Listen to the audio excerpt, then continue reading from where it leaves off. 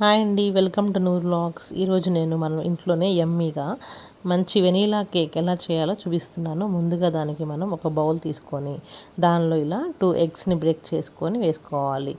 ఇలా మనము white yellow అన్నీ రెండు కూడా చేసేయాలన్నమాట. దీనికి మనం ఏది కూడా పాడేసే పని లేకుండా 2 కంప్లీట్ ఎగ్స్ని మనం దీనిలో వేసుకొని తర్వాత దీన్ని ఒక బీటర్తో చక్కగా మిక్స్ చేసుకోవాలి.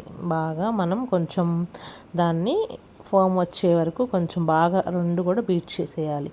ఆ తర్వాత ఒక మెజరింగ్ బౌల్, ఒక 1/2 kg డబ్బా అది, దానిలో నేను కొంచెం వెల్తిగా తీసుకున్నాను, తగ్గించి షుగర్ పౌడర్ అనమాట ఇది.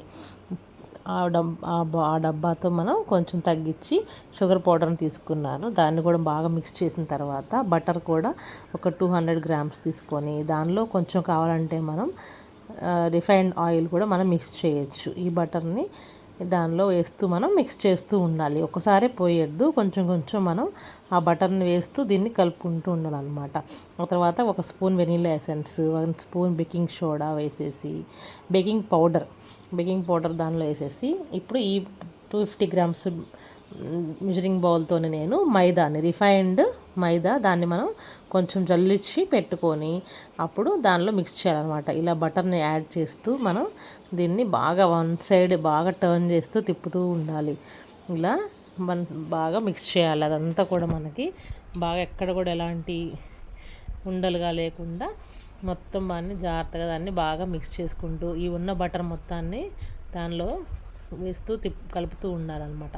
ఇలా మిక్స్ చేస్తూ ఉంటే చక్కగా అది బాగా కలిసిపోతుంది. అప్పుడు దాన్ని ఒక 5 minutes పక్కన పెట్టేసి ఈలోపు మనం ఒక ట్రే తీసుకొని ఈ ట్రేలో దీన్ని మనం బటర్ని బాగా అప్లై చేసేసి కొంచెం వేసి మనం బటర్ షీట్ దానిలో కింద వేసేసి దీనిలో బటర్ని బాగా అప్లై చేసి అప్పుడు చూసారు కదా, ఇది ఎలా కొంచెం సేపు ఆగితే ఎలా కొంచెం బుడగలుగా వస్తుంది అనమాట ఆ పిండిలో మనకి.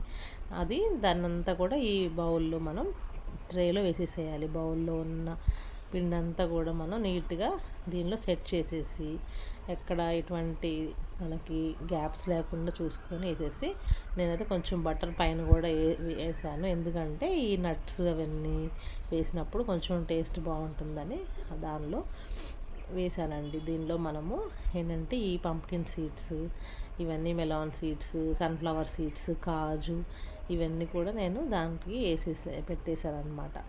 మన ఇష్టం ఏమేం కావాలంటే మనం అన్నీ కూడా దీనిలో మనం పైన గార్నిష్ చేసుకొని ఇప్పుడు ఎయిర్ ఫ్రైయర్ ఆల్రెడీ నేను ప్రీహీట్ చేసి పెట్టుకున్నాను ఒక 15 minutes అలాగా. ఇప్పుడు దీనిలో మనం బేకింగ్ ఆప్షన్ ఉంటుంది ఈ ఎయిర్ ఫ్రైయర్లో. దానిలో మనకి 160 degrees కానీ 180 degrees కానీ పెట్టేసి ఒక 30 minutes దీన్ని బేక్ చేసేయడమేనండి. చూసారు కదా అది ఎలా బేక్ అవుతుందో నేను చూపిస్తాను. ఇప్పుడు అయిపోయిందండి. 30 minutes తర్వాత చూడండి చక్కగా ఎలా బేక్ అయిపోయిందో.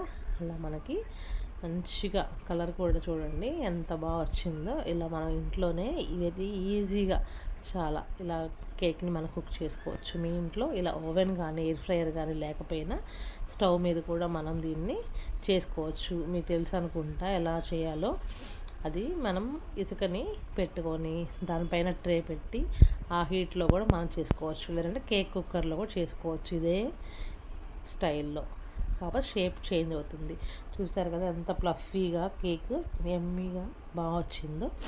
మీకు కనుక ఈ వీడియో నచ్చినట్లయితే మీరు కూడా ట్రై చేయండి. ఇలా కేక్ని చేసుకొని ఎలా ఉందో నాకు కూడా కామెంట్ బాక్స్లో కామెంట్ చేసి చెప్పండి. చూసారు కదా ఎంత బాగుందో. పిల్లలు కూడా చాలా ఇష్టంగా తింటారండి కేక్స్ ఇలా చేస్తే. హాలిడేస్ కదా, స్టార్ట్ చేయండి మరి ఇంకెందుకు. ఓకేనండి, ఈ వీడియో నచ్చినట్లయితే లైక్ చేయండి, షేర్ చేయండి, సబ్స్క్రైబ్ చేయండి. బాయ్.